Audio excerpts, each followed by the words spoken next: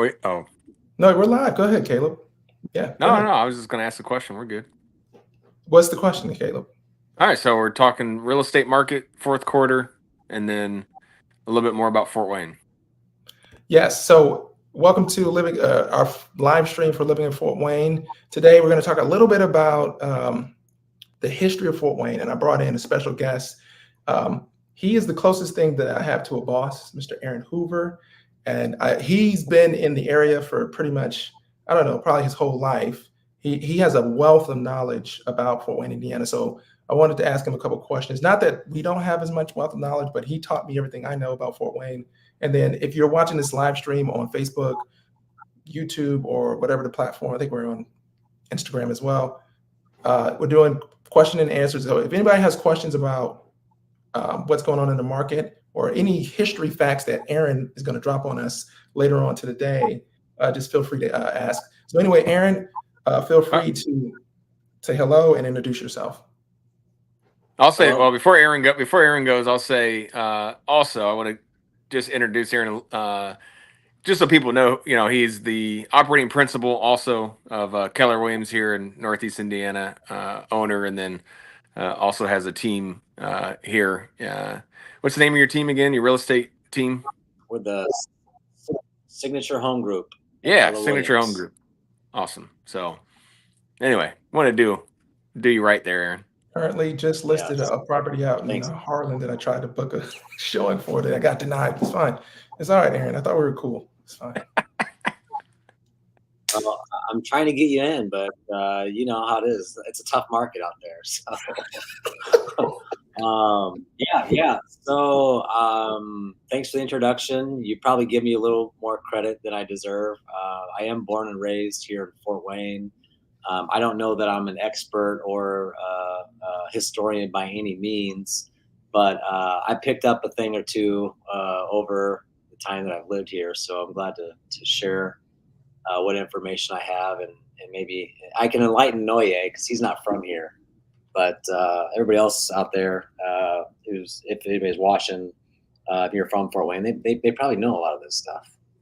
Yeah. So, do they know that the building that you own?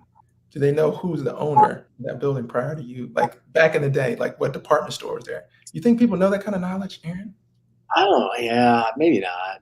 I mean, the only reason I know that is because like some grandson came in and said he used to play there when he was a kid, and his grandparents owned some type of, I think, women's fine clothing store. And I can't even tell you the name of it, but yeah, it used to be it was Catalyst Marketing, and then before that, I don't know what it was. It may have been a department store then. And somebody just shared a picture with me. It's got Calhoun, South Calhoun, right where our office is located, and there were streetcars there.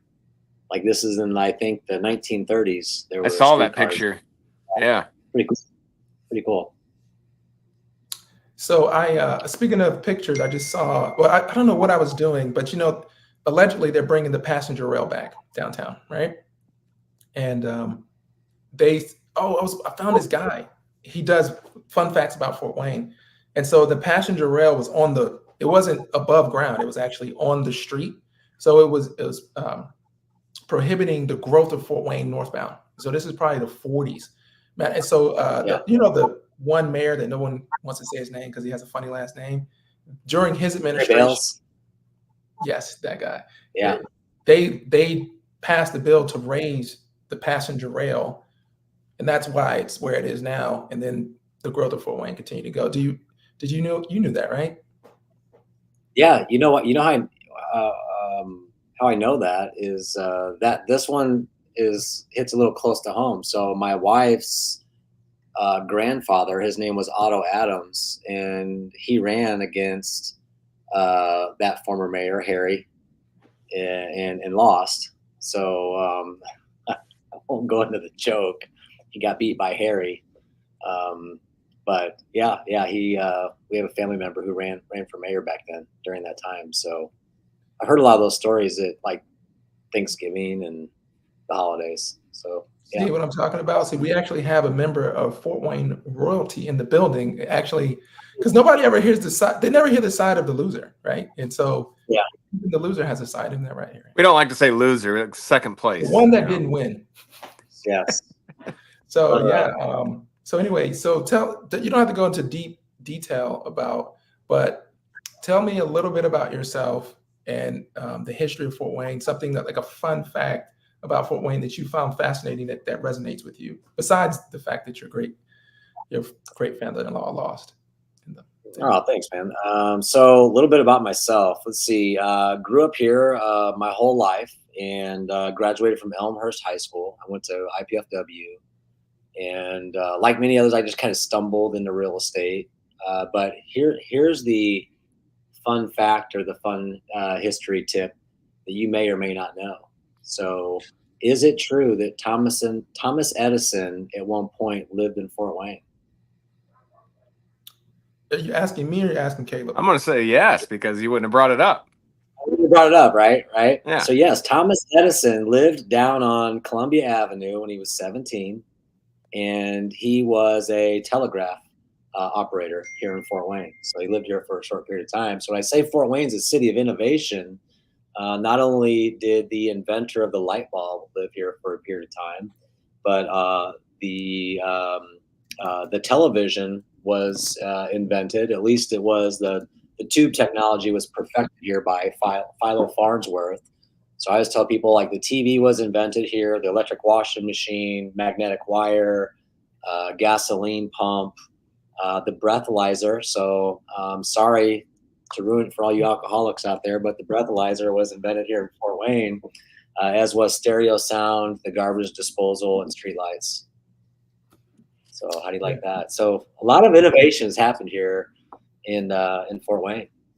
Okay, since we're telling Fort Wayne stories, guess what? Okay, here, let me know. Okay, restaurant story. I'm surprised you didn't bring this up. Let me make sure I get this right. Colonel Sanders used to work at a restaurant here. Okay, don't know the name of the restaurant, probably not still open. While he was working at that restaurant, there was a younger guy that worked there named Dave. I don't know his last name.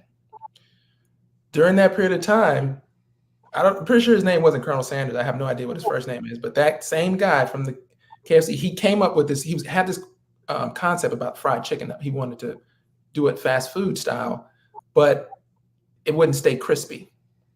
So he needed to do, somehow Dave came up with the concept of a bucket, that famous KFC bucket. And then Colonel Sanders moved out to Ohio. I think the first Kentucky Fried Chicken was actually in Ohio, if I'm not mistaken. Let's Google it. I'll Google it later. And he asked Dave to come out to help him. Dave helped him with a couple franchises, and then he eventually went and started Wendy's. Are you going to say who Dave is? Colonel Dave Thomas. Yeah. Dave Thomas. I don't know his last name. Did you know that? Yeah, the guy of Wendy's. Yeah, I'm saying, did you know that whole story? Not the whole story, but I'd heard tidbits of it. Yeah, so allegedly. So if it wasn't for, you know what I mean? So I think that's pretty cool. So they do have a little bit of history. So growing up here, where'd you grow up at, Aaron? Which part of? I was an inner city kid. So I grew up like right off of Main Street on Runyon Avenue, so down by O'Sullivan. So I always tell people I grew up in the hood. You know what's funny about that? There's actually a property on Runyon that's listed right now by, man, who's the lady? She used to be with us. Anyway, it's actually pretty nice. Like Runyon's right there by Lutheran, right? No. It's not that far. The hospital, not Lutheran, I'm downtown. The Ditch and Lindenwood and one of the hospitals downtown. Yeah, I guess kind of down that way. Yeah, it's kind of several blocks.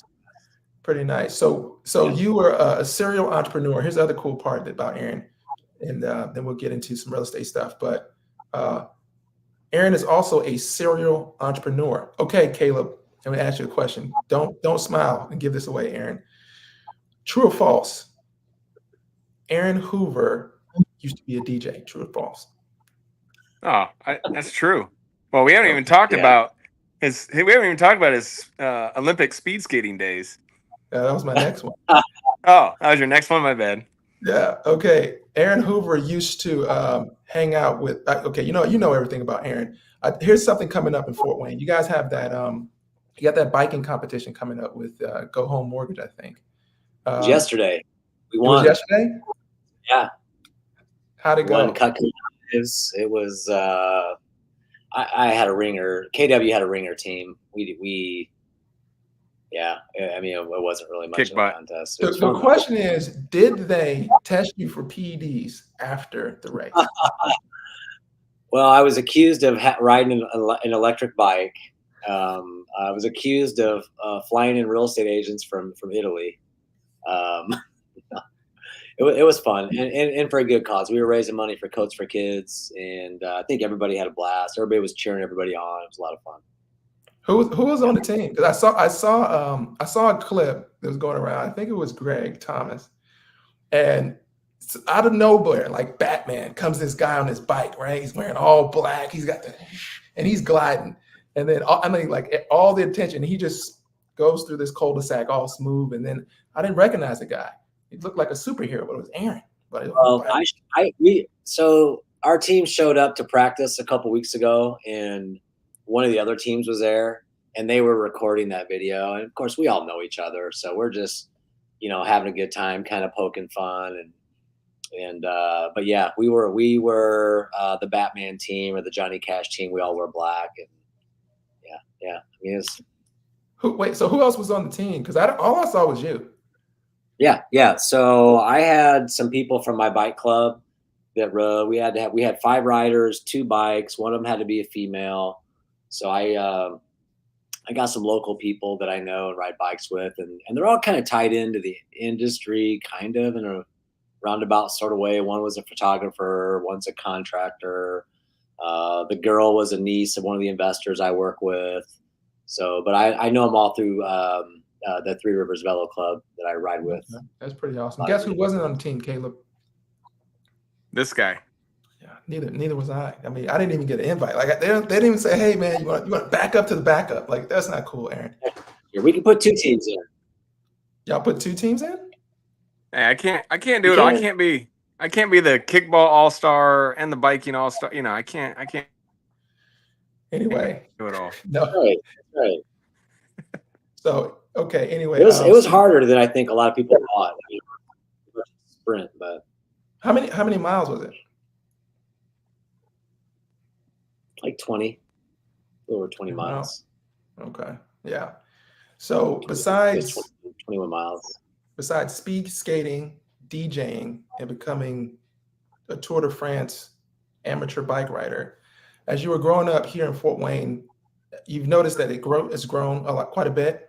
And I think you've learned a lot. I've learned a lot from you just hearing your stories, your entrepreneurship stories. This is not an entrepreneurship live stream, but I'm also fascinated by you. You remember you told me your story about how you guys used to wake up early. You had a paper route. I think you used to like do the can thing, aluminum can thing.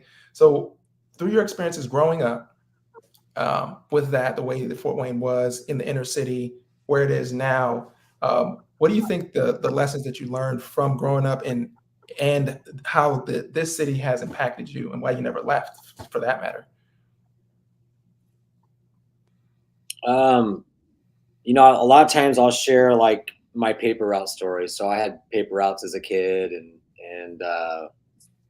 our, I guess, route manager, I don't know what they're called, but they're the person in charge of all the paper routes around the city. I think they call them like district managers or whatever, but they would come around and pick my friends and I up to go sell newspaper subscriptions for the Journal Gazette and the News Sentinel when we were kids, mind you. Like we might have been in middle school, but they'd take us off and pick us all up and drop us off in these. I mean, I've never been these places before, just random neighborhoods in Fort Wayne. And, we were all like really hungry and motivated to succeed. And for every newspaper subscription we sold, we'd come back to the headquarters in the night and they'd give us a balloon to pop. And there might be a $20 bill in it. There might be a coupon for a free personal pan pizza at Pizza Hut or a sundae at Dairy Queen. but we knew we were getting something for every subscription we sold. So we hustled, we grind, we door knocked back then. So when I talk to agents today about going door knocking, this was instilled in me and my friends. And one of them, Scott Saylor, Bailey and Wood, like the guy that used to come pick us up, his name was Barney, and he had a Yugo. Remember Yugos? And we had the best time because Barney had the most entry level Yugo you could buy. I think you could get a Yugo for $4,999. The interior was a plastic shell. It didn't come stock with a radio at all. So we were in the back singing. We made fun of him for not having a radio, having cranked windows, and the back seat was just a plastic shell. And we let him know every piece of that. But he would drop us off, and then he knew when he would go around and pick us up that we were going to sell some subscriptions. And he always asked us, do you have any more friends?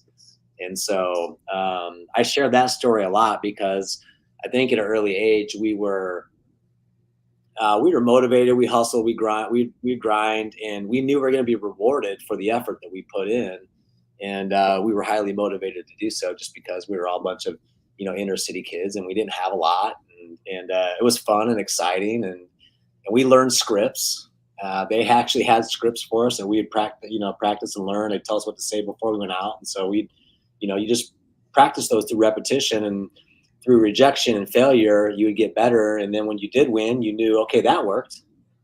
So I think you pick up on those things at a very young age. And so for me, when I got into real estate, it just came very naturally to go out, go door knocking FSBOs, expireds, and start having those conversations, and then pick up on the nuance. And we talk about cold calling and lead gen today, but for me, even back then as a kid, like getting face to face, belly to belly with somebody, so you can see their facial reaction to what you're saying. You can pick up on body language. You can't do that over the phone, right? You might get a little inflection, but it's a lot easier to pick up on the body language and the nuance and the inflection face to face, more so than any other means. So that's why I tell agents today, like, the purpose of a phone call is to get the meeting. It's always to get the meeting, even if it's on Zoom, because now you can see, do you have somebody's attention? Are they smiling? Are their eyes drifting? Are they paying attention and listening to you? So are they engaged? And I think just early on, I picked up on that, selling newspaper subscriptions when I was a paper boy. I got a kind of similar funny story. So I did the same thing. Actually grew up, I forget what it's called, Oak something Estates maybe, but it was a trailer park. Lived there for a few years, and so I was trying to sell newspaper, same thing, subscriptions. And actually, I live close to that now. I live in a neighborhood, but it's real close, and they took all those mobile homes down. And I'm super excited because on the northeast part of Fort Wayne, they're putting a Chick-fil-A, a Starbucks, car wash, a whole bunch of cool stuff. Anyway, so I'm going door to door, and I'm going up this one street with all these mobile homes, and I go to this one, and lady opens the door, and she's like, "No," and slams the door. Just that was it. I didn't even get to say like, "Hey," she's like, "No," slams the door, and I'm like, "Geez, all right, like that's not good." So I go all the way up down this, all the way up the street, all the way back down the street. Then I go up to this other house. I ring the doorbell, knock or whatever, and open the door. It's the same lady. I accidentally went to the same house twice, and I already told you no. Slammed the door in my face again. I'm so embarrassed, but that's how you learn. It's how you cut your teeth a little bit. But it's pretty funny. So we learned from that story is Caleb's got bad memory. Yes. But let me reset the whole thing really quickly for those people just tuning into the live stream. I'm here with Aaron Hoover. We're talking about the history of Fort Wayne a little bit. We lose Aaron? I think he froze. I have to bring him back. See if he can log back in. Huh? He died. He did not. I mean, for our people watching, nobody died. It's me talking. I'm ad-libbing here. I know. In the middle of me giving him this speech, his computer probably died, and he wasn't prepared for a long live stream. Well, anyway, I was going to, while we wait on him to come back into the live stream. Oh, there he goes. Here he goes, buddy. Get kicked out. It's all good. Dude, that was good. Aaron? What did I miss? I don't know. Well, I don't know. Did you hear my whole story? I heard up to you said Chick-fil-A. They're building a Chick-fil-A there now. And then that was it. So anyway, well I'll tell you. I'll do it. Everybody else heard it. Sorry, Caleb. That's right. I'll watch it. I'll watch the playback. There we go. It wasn't that good. No, we learned that Caleb basically has bad memory, but yes. No, I wanted to reset everything, and then because when you mentioned real estate and cold calling and stuff like that, and I don't feel like we really properly let everybody know who you are. And excuse me for saying this, but Aaron Hoover's here. He's a long time. Hey, what's going on? Yellowstone Gaming. He is the closest thing he's the managing. What is your title actually, Aaron? Operating principal. He's the operating principal. I just call him the owner. I call him the boss. He don't like it when I call him that, but he's been in real estate for how long now, Aaron? 17 years.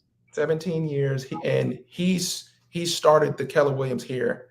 Well, the second time around with a couple other investors. And so he has a lot of experience with not only just Fort Wayne, but the Fort Wayne real estate market. And so as you hear him talking about cold calling, we didn't necessarily talk about that. And there's probably some agents out there. Matter of fact, we might as well just jump into that real quick, because you mentioned you guys were talking about cold calling this morning.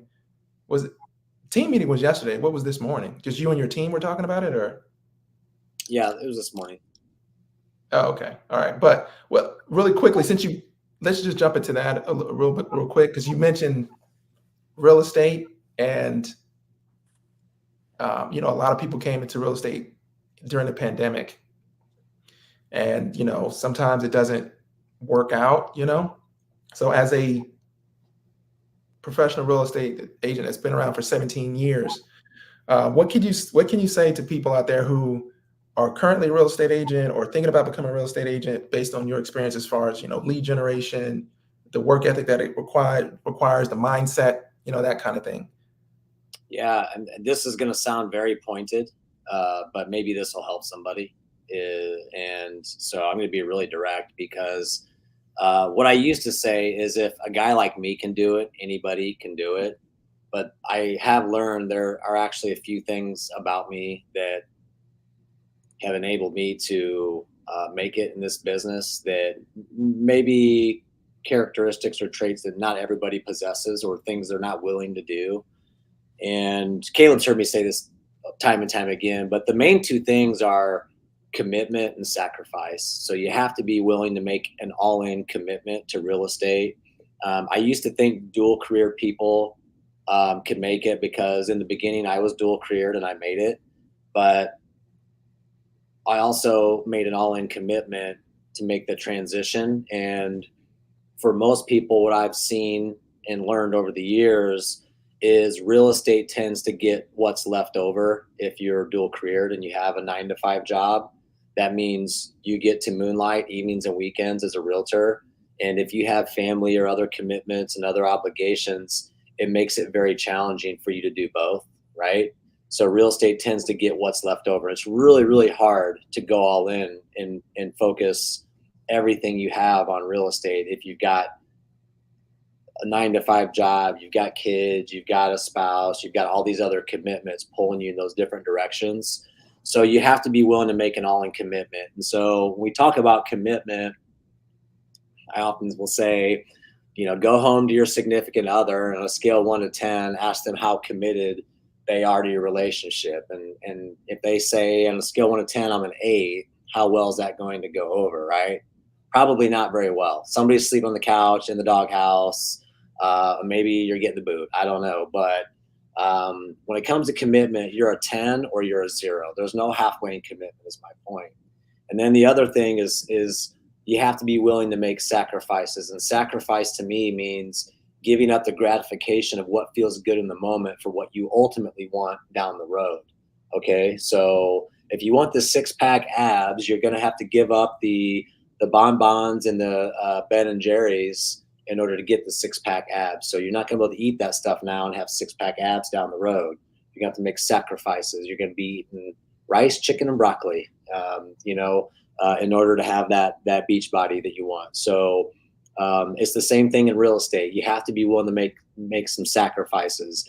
And so that may mean if you're dual careered, you may not see your family for a year because you're spending evenings and weekends going out door knocking, showing homes, doing open houses, so that you can start to build a business. And then the other thing is, and I would say if you're an agent, you're not willing to if you're thinking about getting into real estate, or if you're in real estate, you're dual career right now and you're watching this, if you're not willing to set aside the time to build a database and call the people that know you and like you, trust you consistently, you're probably not going to make it. You might sell 4, 5, 6 homes a year, but that's not going to be enough. I often tell people my first year, I killed it. I sold 3 homes and I made $4,500 and I almost quit. Right. And my brother-in-law at the time talked me out of quitting. He was the same person initially that said, hey, don't get your real estate license. So he tried to talk me out of doing it. And then once I did it, after a year, when I was, frustrated because I didn't know what I was doing and I had no guidance, no training, no support, I was ready to throw in the towel and quit. He talked me out of quitting.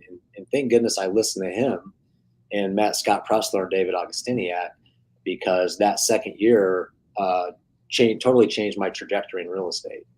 And that was the year that I really focused on not only serving the people that already knew me, liked me, and trusted me, but then also going out door knocking FSBOs and expireds.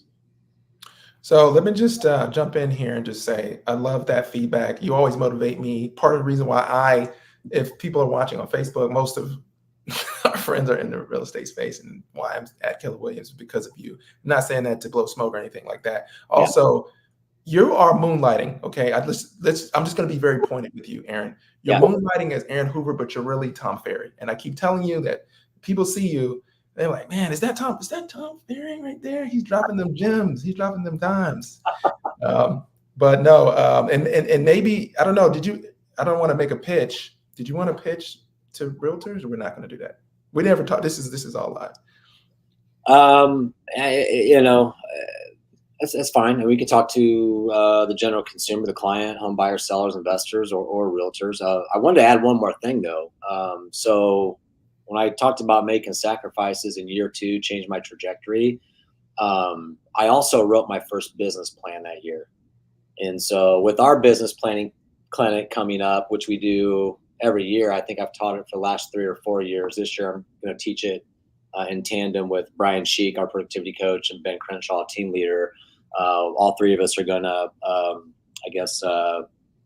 tag team it. It'd be three of us, but we're all 3 of us going to collaborate to teach it.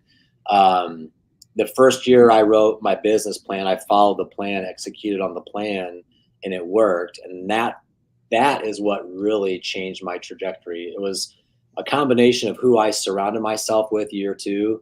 And then probably the most important thing was I had a plan, and every market's different. Every year is different, which means you need to come up and have a written business plan every year that you execute on. And that's why we teach our annual business planning clinic in October, because what you are doing today shows up in your business 90 days from now. So we do it in October because next year starts January, which is 90 days later. So the end of this month, I think it's October 24th, Fort Wayne Country Club, we'll have our annual business planning clinic. What's the date again? I think it's October 24th.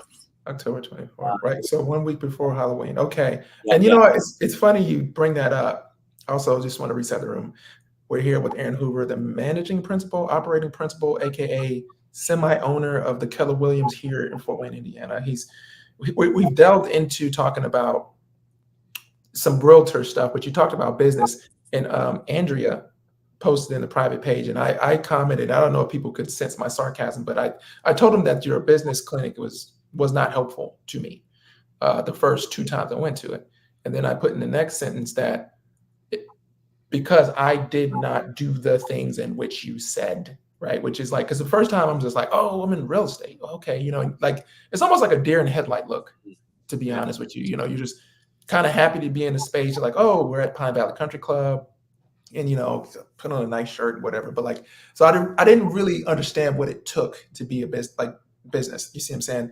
And then like this year, when you said October, it's very funny that you said that because I just got off the phone with one of my friends. I said, or actually my cousin, I said, I'm already thinking about April, which is taxes, right? And me and Caleb has partnered together. And so I'm like, honey, we literally have to write this down. And so I got my new space here, and this is my space where my tip to people is to find what works for them. So find a productive space for you. And for me, as you know, I'm a social person. I like to have fun. I like to laugh and stuff. I do have the office space downtown, but it doesn't work for me because I'm such a social person. I just can't focus. And I get up here, whatever that time for me to focus, sometimes it's early in the morning, actually like 6 o'clock in the morning is actually when I'm the most focused, to be honest. And then right before I go to bed, it's like, wow, I'm super focused. So I'll come to my office and then I will just go in like Caleb. So every time that somebody comes into the system, I mean, the other day, I've never updated my CRM so thoroughly in the last like 2 weeks. And then I sent out my newsletter to the people, right? And I'll just be honest with you. I just got a text just now from a client I was just about to talk about. I spoke to last year, okay? And usually I would talk to him and they would go into my seat and I'd forget about him. And I put him on my newsletter, okay? So I've been sending the newsletter out, Caleb did the Johnny Appleseed thing, sent the newsletter out, texted me this morning, hey, we're ready to buy. We just paid off student loans. Let's go. And I'm not going to tell you what it's approved for, but it would be the highest sale of my career. So, you know, but I just wasn't committed to doing the things, to your point. So it's funny that you bring that up. I just want to thank you, Aaron Hoover, for saying that. Anytime, my pleasure. Aaron, Caleb, you've been quiet. You don't have to say anything. You can just sit there and look cute. But oh no, man, no, I'm enjoying some of Aaron's insights, and yeah, Aaron and I, when we've been in this together for a long time, and we've had, I think I've talked to Aaron about real estate hundreds and hundreds of hours over the years, and so it's been a privilege, a joy to work closely with him, and still enjoy listening to him because he's very, very knowledgeable. So I guess what for people that are watching, if you're cool with it, Noe, just kind of transition to. I don't know why you guys are trading off. Just die. You died earlier than he died. Hey, we have there he is. There he is. I don't know how to turn off my phone when people are trying to call. Put your phone in. So this time around, I put it on airplane mode. So that because last time you were texting me and it was bothering me. All right, hold on. Let me turn off. Finish saying what you're saying. Is next time, not right now. There we go. All right. Can you see me? Because I can't see. Yes, we can see you. You can't see you. If you are you, you cannot see you, Aaron. Caleb, you know that, right?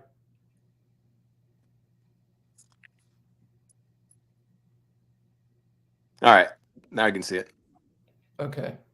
Hey, really quick. Everybody there? Caleb, you took so long. I have some comments. Yes.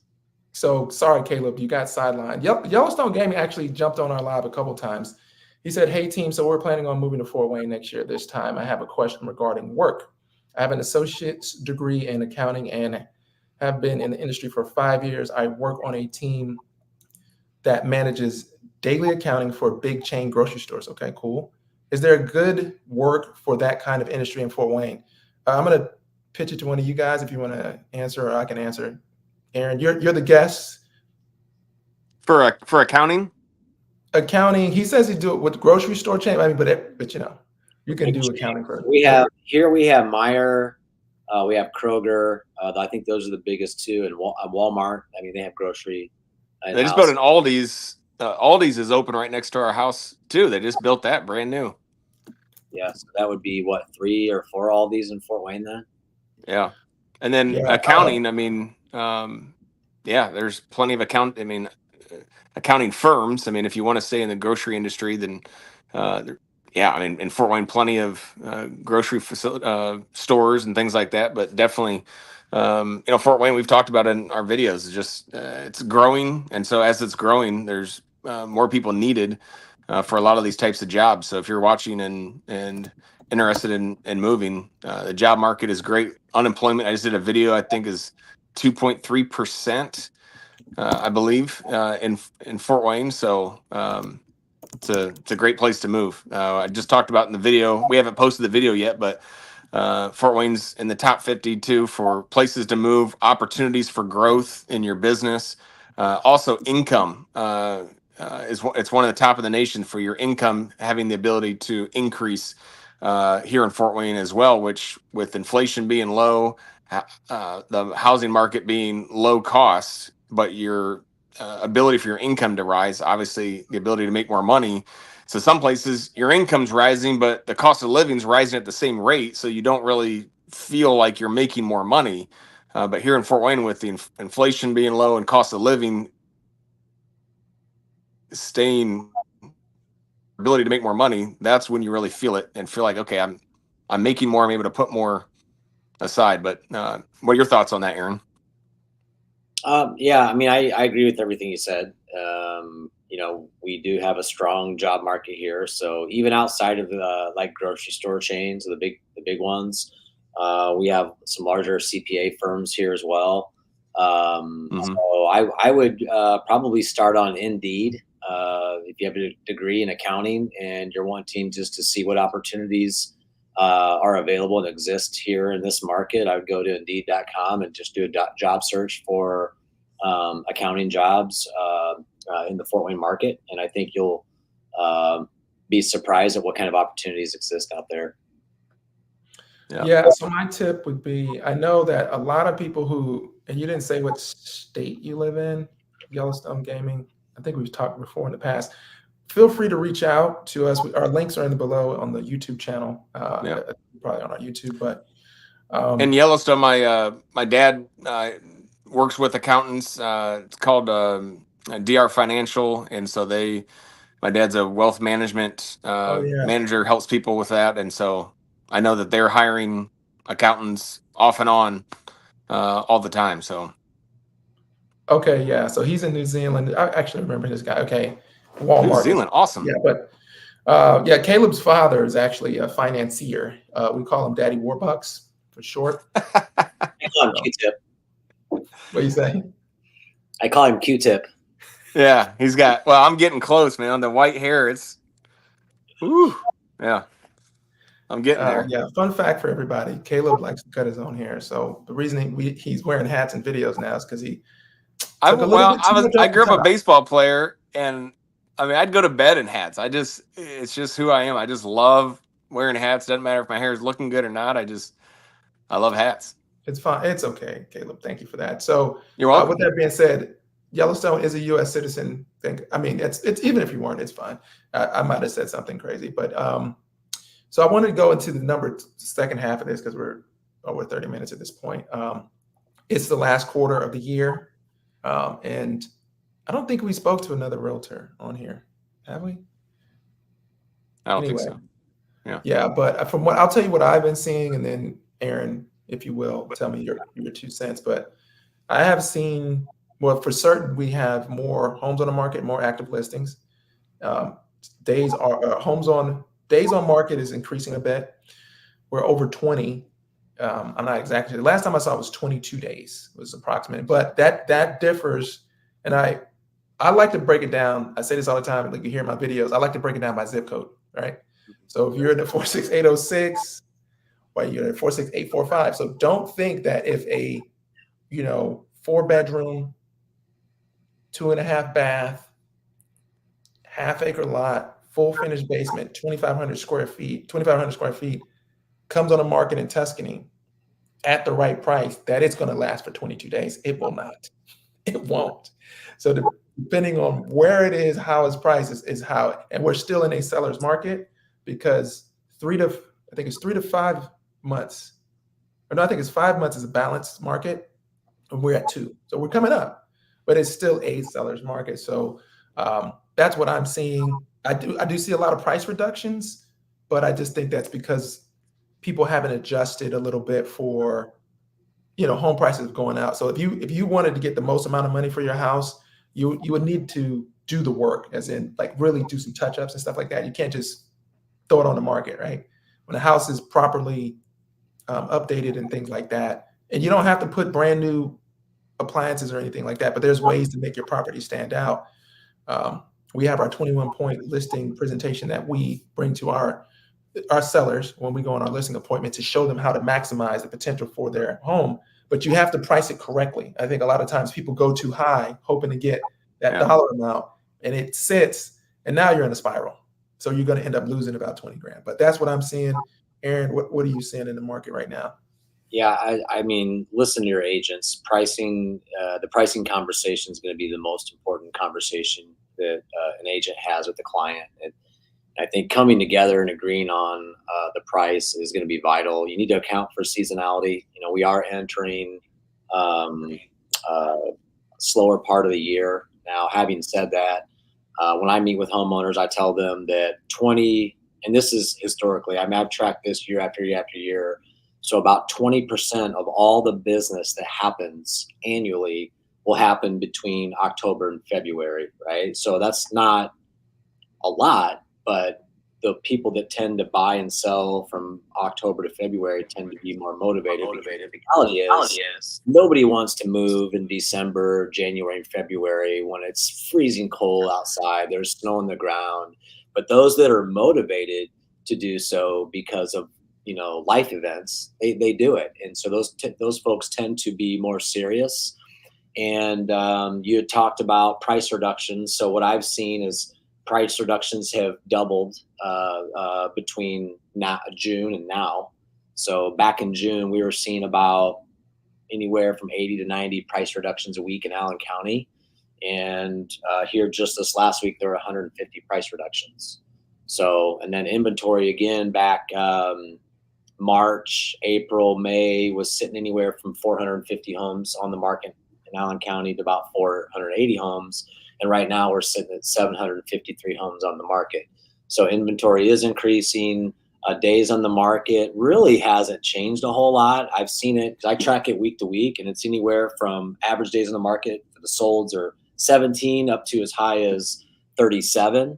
But it tends to balance out for the month. So, you know, back in August, I think average days on the market was 23. Now this month September, we're looking at 35. So it is increasing, but to go from 23 to 35 from one month to the next isn't like this huge increase. It didn't double, it didn't triple.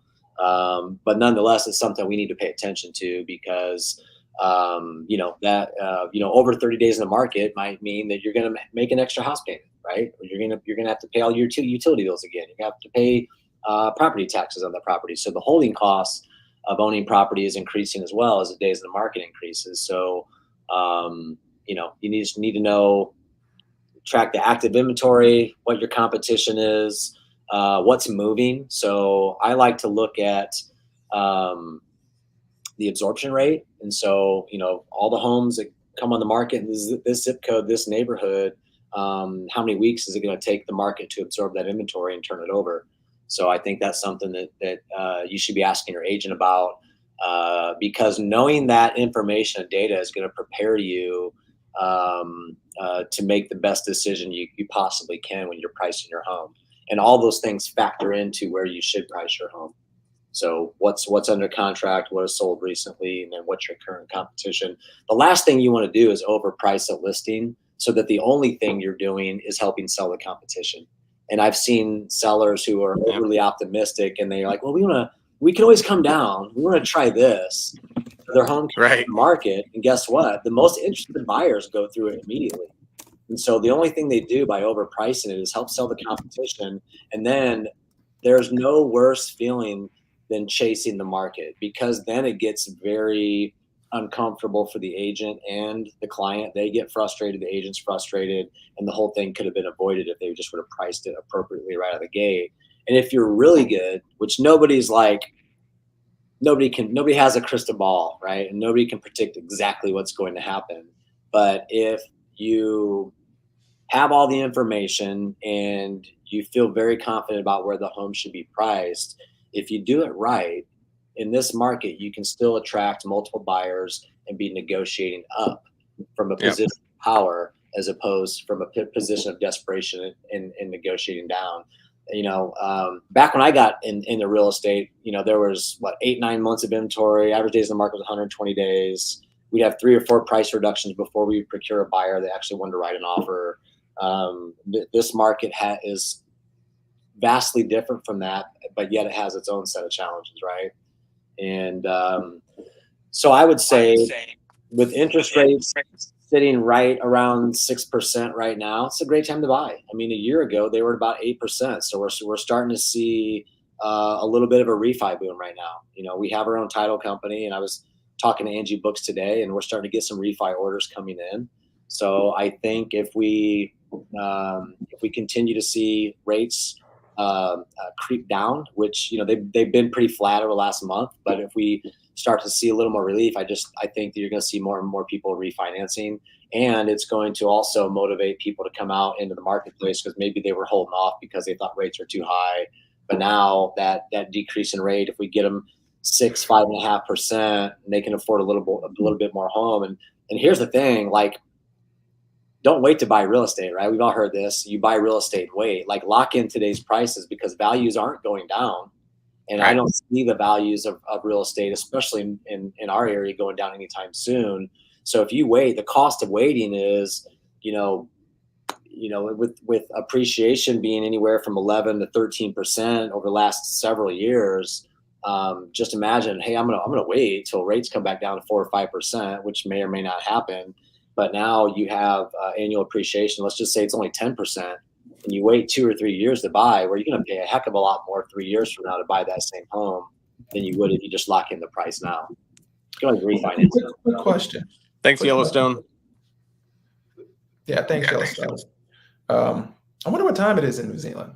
Probably tomorrow. It is Thursday, I'm pretty sure, if I'm not mistaken. But anyway, having his coffee, heading to work. Right. Buyers right now. So we work, as you know, with a lot of relocations, and pretty much everyone that we work with, well, that's not true. We actually we got quite a few people from Arizona for some strange reason.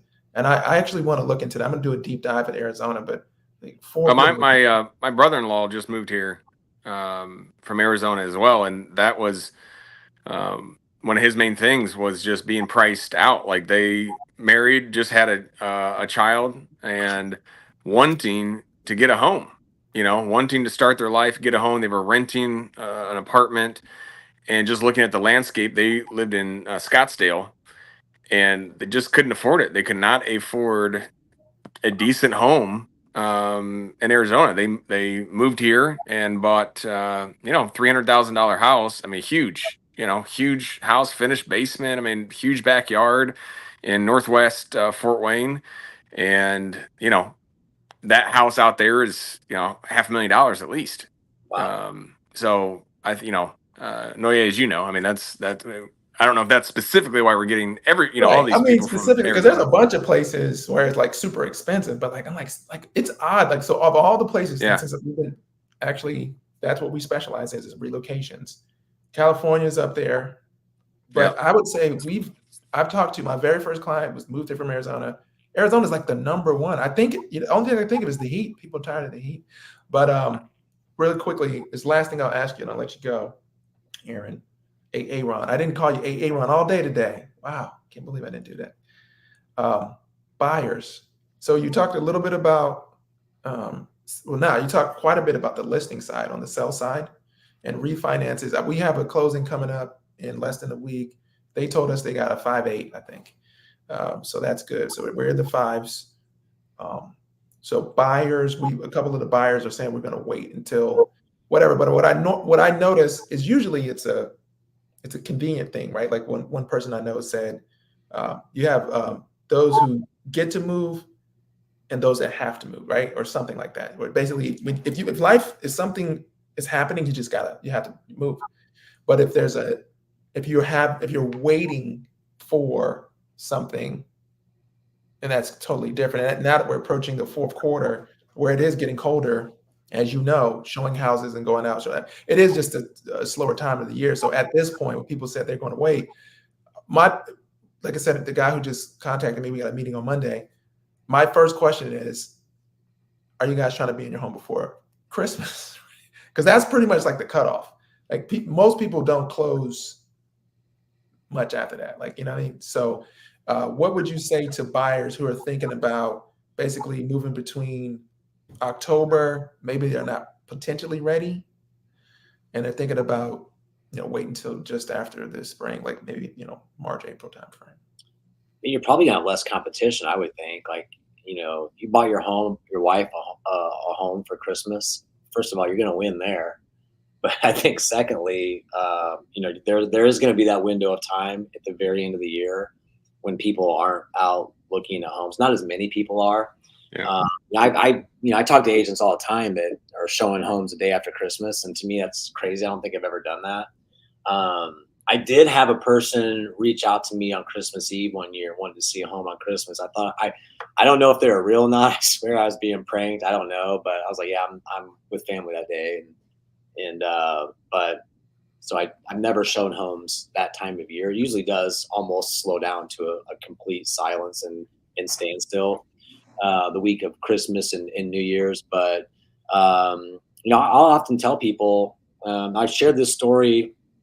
I had a family member that in the peak of the moving season had some challenges with selling their home, and ended up pulling it from the market. And then we were together over the holidays, and they were asking about how the market was. And so, I just went in and looked, and they had no competition at that time. Whereas before they had a ton of competition. So I suggested throwing the home out there at the very beginning of February. Now this is like January time, and they need a little time to get it ready. So we threw out there in February, and then ended up getting multiple offers at full price. So sometimes timing at the time of the year does make a difference. And I think you just have to take a look at what's going on in not only the market as a whole, but the submarket. It could be the school district, the neighborhood. If you have a 5-bedroom home, those homes tend to attract larger families that need 5 bedrooms, right? And so you stand out from the competition if you have a feature like that. So there's just all these little nuances, I think, to our industry that you need to pay attention to. And that's where having an experienced and tenured agent really serves you at a much, much higher level than somebody that's dual career part-time, or they don't have much experience, or they don't have a full team behind them supporting them. So you really have to go with somebody that I think studies and knows the market really well. Okay. I'd say too, like, people watching, if you're, people that usually obviously are watching us are thinking about potentially moving to Fort Wayne. And I would say, like your time frame right now, if you're thinking about it and wanting to pull the trigger, I would say you still have time. Obviously, we're just at the beginning of October. I would say if you wanted to feel good and feel comfortable, I would say probably by November 15th to feel comfortable on putting an offer being pending, because usually it's 30 days. So being able to move here by December 15th. And again, there's usually not snow on the ground and ice. We lost Aaron. But by December 15th. But yeah, so if you're waiting longer than that, then yeah, you're going to be getting into Christmas and things like that. So, and again, that may be too late even for some people, but if you're still thinking about it, definitely you can pull the trigger now. You'll have plenty of time. But I'd say, yeah, if you don't want to mess around with Christmas and New Year's, you probably need to be under contract by the beginning of November, ish. But yeah, if that's too soon, I'd wait. I'd wait till after the holidays. My family, we've bought 2 houses in December. It wasn't on purpose, I don't think. It just happened. We just kind of, the thought, and I say that a lot, like there are millions of people, maybe not millions, but there's thousands of people waking up every single day, and for some reason that thought enters their mind, we should buy a house or we should move. So yeah, if you're thinking about it, I'd say, yeah, do it here, the next month or so, if you want to do something to feel comfortable. But if you want to wait, we've had clients we talked to this week that they're going to wait until after the holidays. That's great too. That's perfectly fine. Yeah, that's true. Well, welcome back, Aaron. And thank you for staying with it. I was just about to wrap up and just tell you thanks for joining us today. I think you provided a lot of value. And as we approach the holiday season, I want to go out with one thing that you like about Fort Wayne during the holiday season. And I will say, for me, I will let you guys go first, and then I'll come back. I'll finish. Go ahead, Caleb. I was going to go first to give you guys the finish and the highlight. For me and my family, the highlight every year is the day after Thanksgiving. In Fort Wayne, we have Christmas Tree Farms. So we drive out there. They give you a saw, and you go out with your kids. They have hot chocolate. They have tractor pulling, like kind of like a hayride type thing. But we go out and we always, fun fight. We don't really fight, but we fight about which tree's best, and this one's better. And then, we finally pick one, and then we trade who gets to cut it. Who gets to cut it down, the kids. So you cut the tree down, and they give you a sled. So you put the tree in the sled, you pull the tree back. They have a machine there. They wrap it up, they shake it, which is cool just to get all the kind of the loose stuff.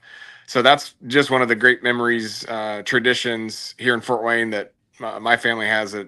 Christmas is by far our favorite holiday, and my wife, the decorating is insane every year, but that's mine. Wait, really quickly. Oh, how do you get so you tie the tree to the roof of the car to get it back? Is that how you get it back? Just like National Lampoon's Christmas, like that? Yeah, you can tie it to the top. My dad has a truck too, so they go out with us. My parents do, just as a memory, and we just usually just throw it in the back of his truck and drive it back. So nice.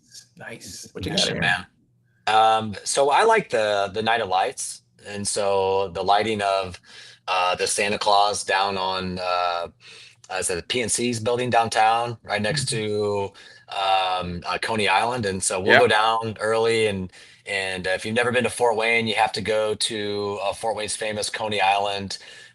The Coney dogs down there, the chili, and then the Coke in the small bottles. Just, it's very nostalgic. A lot of tradition there. And then we do this walk through downtown, and there will be tens of thousands of people down there for the lighting of the Santa, the lighting of the wreath. And then everybody walks over to Parkview Field, and they do fireworks. There's hot cocoa. They had Grinch's Alley last year. And so we'll meet at the Keller Williams office. Pressler and them met us down there last year, and we kind of did that walk together. So that's been kind of a family tradition for us. We go down there and do that, and it's a lot of fun. I like the lights on the bakery. They put all those lights on the bakery too. Yeah. They start down there, and they kind of do this walk through downtown, and they'll have the lighting, all the displays. So it's going to be really cool this year because the landscape downtown is changing. The Pearl's opening up. Columbia Street is changing. The new Star Financial Bank building is up, so it'll be kind of interesting to see the Ash Brokerage building. They do Christmas themed lighting of their building. It looks really pretty at night.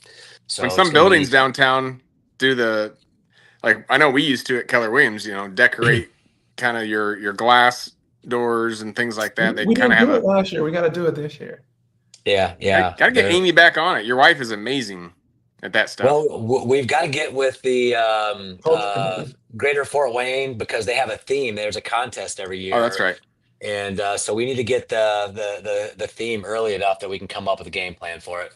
Yeah, we can get the culture committee on it. My wife, Frankie's on it. Shout out to Gay LaFay, who said, please tell Frankie I said hi from Texas. I'm not sure who that is, but we are moved in from Texas. But if we get the culture committee to help Amy out, because I know that was one of the things that you said last time. Like, she just felt like she was overwhelmed, and my wife loves that. She loves Christmas, but I'm almost in the Christmas spirit after all this Christmas. I'm about to go put on some Nat King Cole. But anyway, I shouldn't have went first. I shouldn't have went last, because I have no cool stories. I think the one thing I'll go the other way. I do Halloween, to me, is like the beginning of the holiday season. Like, I was just waking up this morning, and my wife, I was like, oh, it's cuffing season, right? Because it was like the first time I woke up, or I felt that crisp air, and everything about the fall changes for me. Like, even my eating habits, like I eat more hot cereal, chili, I want to consume hot, fluids and stuff like that. And usually on Halloween, it always snows. Like, not a lot, like a little flurry. Like, that's the day, I'm telling you, 5 years straight, it's the coldest day in October, right? And it's one of the worst days. So what we normally do is we go over to, we like to support local. So there's a, I can't think of it off the top of my head, but it's in Huntertown. It's right down there in actual the heart of Huntertown. And we buy some hot apple cider and hot cocoa. And so we go, instead of handing out candy, we'll hand out cups of hot apple cider and hot cocoa. And then we Ooh, nice. Yeah, so while the parents are walking with the kids, and then for the adults, we'll have some Fireball that they can take with them if they want. If they don't want it, you know what I mean. And so yeah, so that's kind of the mark of it, because like I'm gonna come to your house 10 times. I wish I could think of the name of that coffee shop out in Huntertown, because I feel like I should give them a shout out, but I can't think of it. Oh, Well Grounded. It's called Well Grounded. It's actually a Christian coffee shop place. Cool. And they're super sweet. And so I kind of, if they were closer to downtown, I would probably go there instead of Starbucks. No offense to Starbucks. But anyway, Aaron, thanks so much for joining me. I know I kept you for a long time. This was actually also a record for the longest live stream that we've done. And also, you have the longest concurrent viewers. We got up to 7 concurrent viewers. So good job for you. You're such, you're a captivating guy. I've always told you that. You may think I was just trying to hit on you, but that's not true. Just captivating.